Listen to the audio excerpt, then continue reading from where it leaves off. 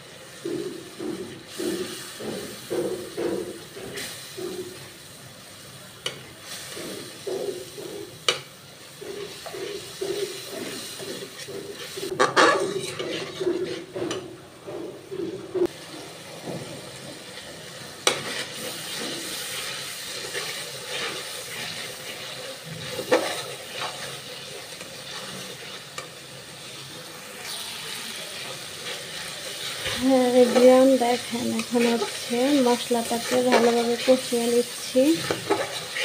মুরগির মাংস দিয়ে আলু দিয়ে রান্না করা হবে। সবাই আমার ভিডিওটা দেখে অবশ্যই সাবস্ক্রাইব করে আমার পাশে থাকবেন এবং বেশি বেশি করে শেয়ার করবেন, কমেন্ট করে আপনাদের মতামত অবশ্যই আমাকে জানাবেন। মশলাটা কষানো হয়ে গেলে আমি মাংসগুলো দিয়ে দেবো।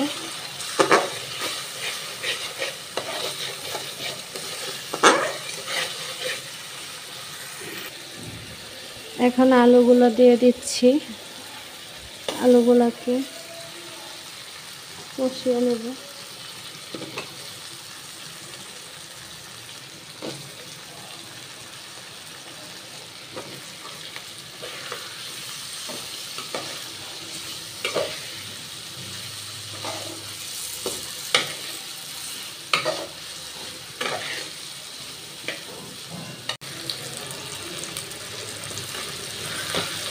কিছুক্ষণের জন্য আলুটাকে ভালোভাবে কষিয়ে নেওয়ার পর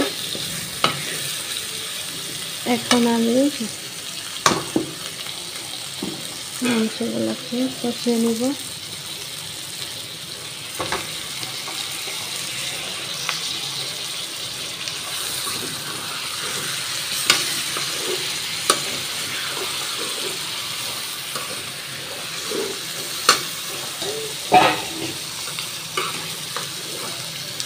এভাবে রান্না করলে খুব টেস্ট হয়, কারণ আমি বাসায় এভাবেই রান্না করি।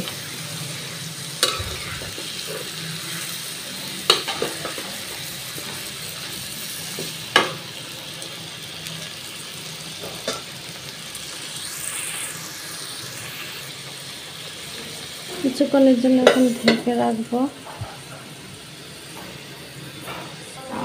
আবারও কিছুক্ষণ পরে ফিরে আসলাম।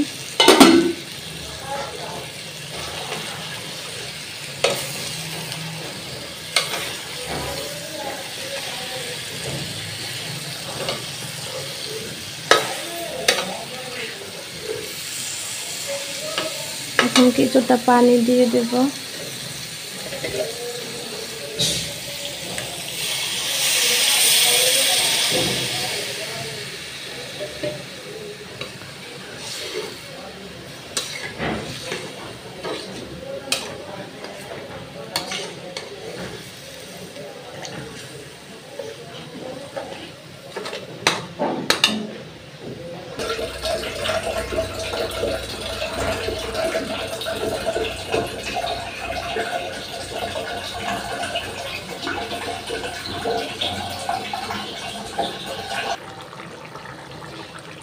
এই তো বলক চলে আসছে, কিছুক্ষণ কষিয়ে নিচ্ছি।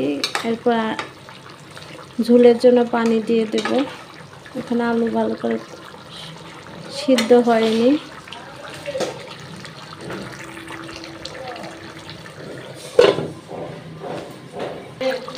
এখন পানি দিয়ে দিচ্ছি, কষানো হয়ে গেছে।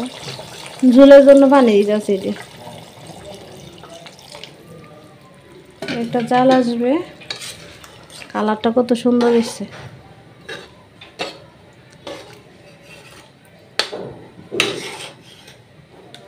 কালারটা মাশাআল্লাহ অনেক সুন্দর।